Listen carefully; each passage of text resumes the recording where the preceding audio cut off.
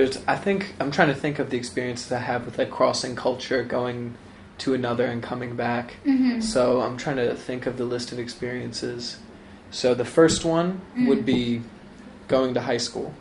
Going to high school. Yeah. So I was homeschooled before I went to high school.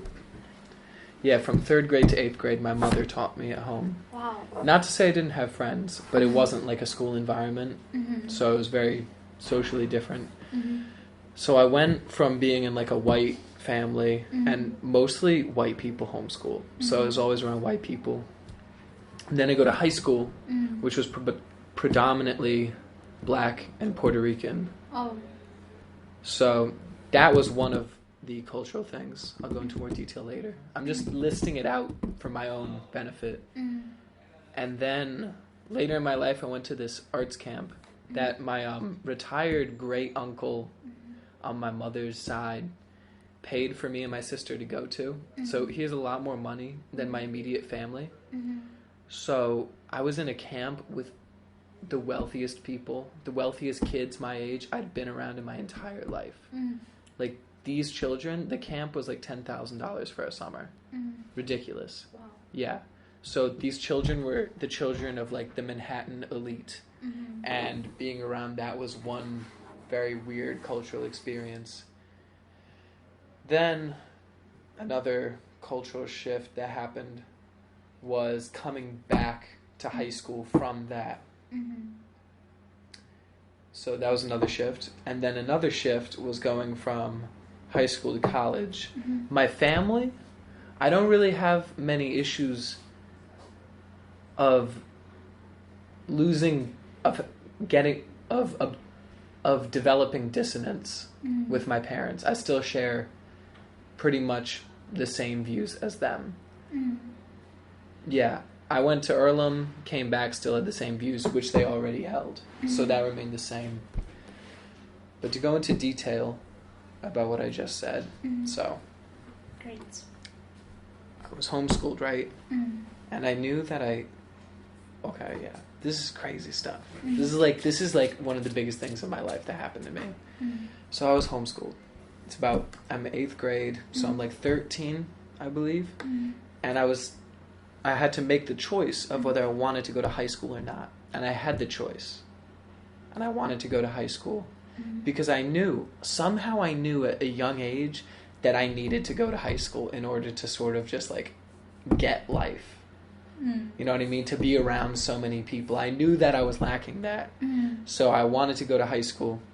And I was very afraid before I went to high school because I thought I'd be stupid and I'd be behind and not know what to do.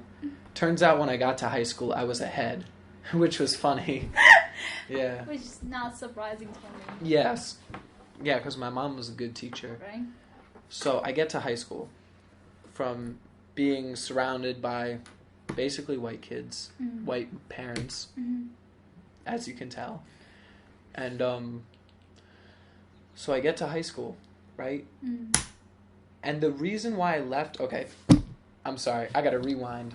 I left school in the 3rd grade. And I left school in the 3rd grade for multiple reasons. But one of the reasons that stuck out was a racial reason. Oh. Because I had a lot of friends. Now I'm still a very friendly guy. I was friendly when I was young too. I knew I wanted to be friends with everybody. And so I was friends with like the white people, the white kids, the black kids. And each grade at lunch, so grade 1, 2, 3, 4, all the grades, had 2 tables per grade. So grade 1 had to sit at the grade 1 tables, grade 2, grade 3, grade 4, all had to sit at their own tables. And there were 2 tables per grade. And what happened with the tables was one was a white table, one was a black table. That happened in the 1st grade when we must have been 7 years old. We're already self-segregating ourselves because we're literally just so different. And we're not taught to interact with each other because we don't have to interact with each other necessarily to survive. You know, you can live without doing it, even though it would be better if you did do it. Right. But it's unofficial, right? Yeah, the segregation is unofficial. Like, the kids did it. We did it to ourselves, you know? So what I did, because I was friends with everyone, is I would switch tables. Like, I'd sit with my black friends, I'd sit with my white friends. And I was not liking a school for academic reasons as well. And my mother came to visit the school, and she saw that happening, like the kids segregating themselves. And she thought, this is what she's told me, is that she didn't want me in that kind of environment. So she took me out of the environment, which that in of itself is a very privileged thing, because my father was able to support my family on his one income, which not everyone can do. So I'm very lucky in that respect that my mother was able to like not work and to take her time to teach me. So I leave school, and then I come back to high school, and it's now a predominantly like basic, I'll say like 2/3 of the school is Black or Hispanic. Right, but excuse me, you didn't mention this shift from school to homeschooling as one of your cultures. Yeah, I forgot about that one because Okay. it's so far back. But yeah, that is one of them, I would suppose. It's all just a blur, honestly, homeschooling. Yeah. Also, just throwing this in there, this is dope. I'm Oh, like, yeah. this is awesome self-reflection for me in general. So I'm liking it. So I left school in 3rd grade. I homeschool.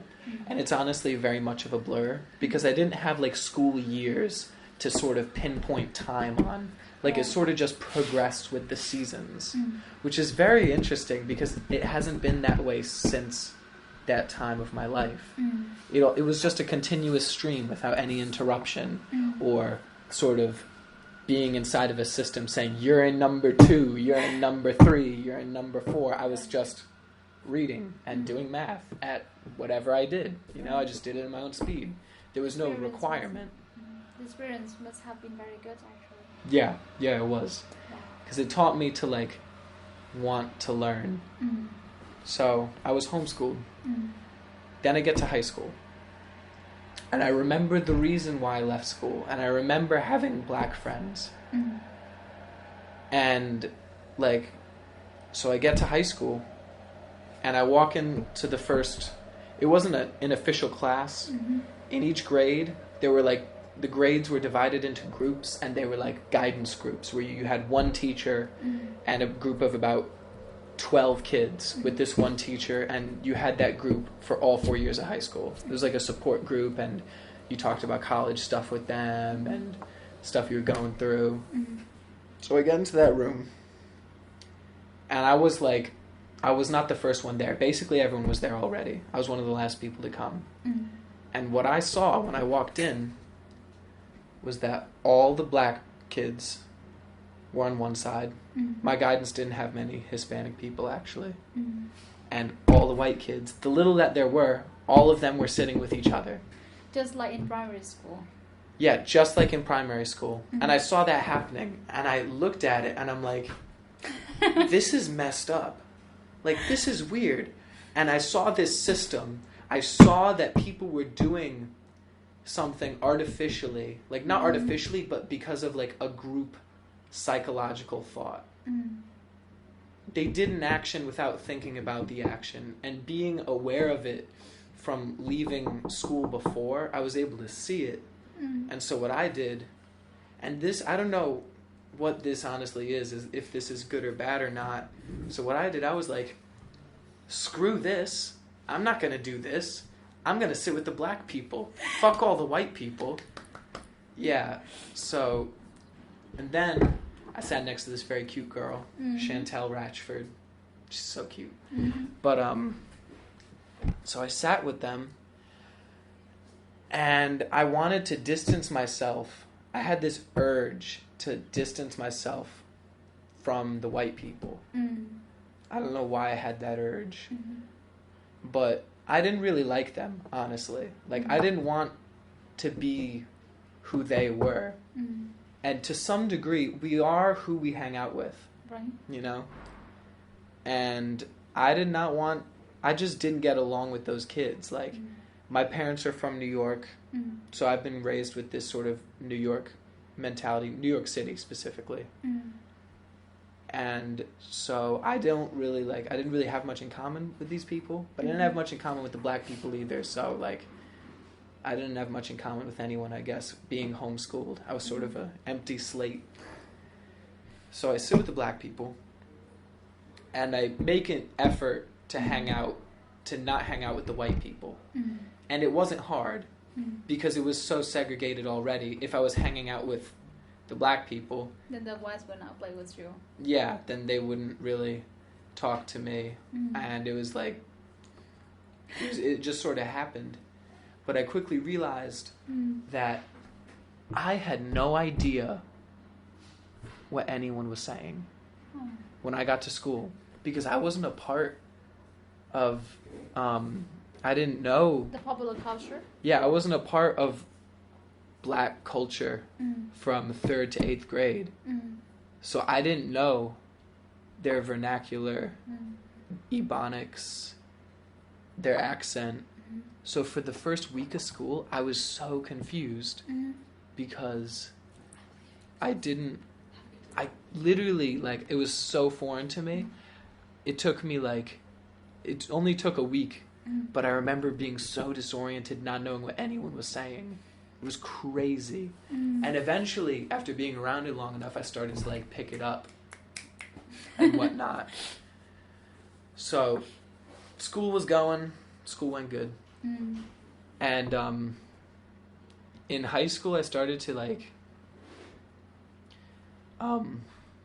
I don't support this, and I never said it about myself, but people told me, like, oh, you're black, da-da-da-da-da. Like, you're not white, bro. And I was like, okay, like, freshman, sophomore year, I was like, yeah, fuck it. I had that mentality because I was very young, and I didn't really know. Then junior, senior year came, and I remember in a class discussion, like, we were talking about use of the N-word, and the people in the class, we were talking, and they said, and the teacher asked, how would you feel about white people using the N-word? And they were like, we wouldn't like it, but Dante can. And then it was like, what's the difference? And it's like, because Dante's cool peoples. So that was a really weird stage of my life, because I went through a real identity crisis. Because I surrounded myself with black people and Hispanic people, like, because I was angry at this system. And, like, they would tell me that I wasn't white, which just isn't true, because I am white, you know? So it caused a lot of sort of self-hatred, which I guess is stupid to have. But, like, and I know, like, being white, I'm super privileged, and me putting myself with black people and wanting to identify myself with black people might not be the most correct thing to do.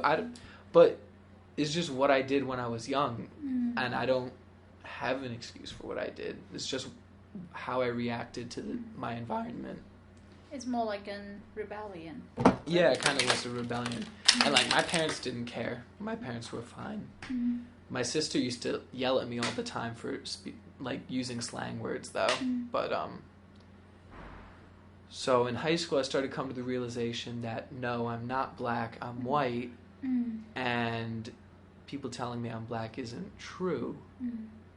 And then I was upset because what's wrong with being white? Why am I not white? Why am I black?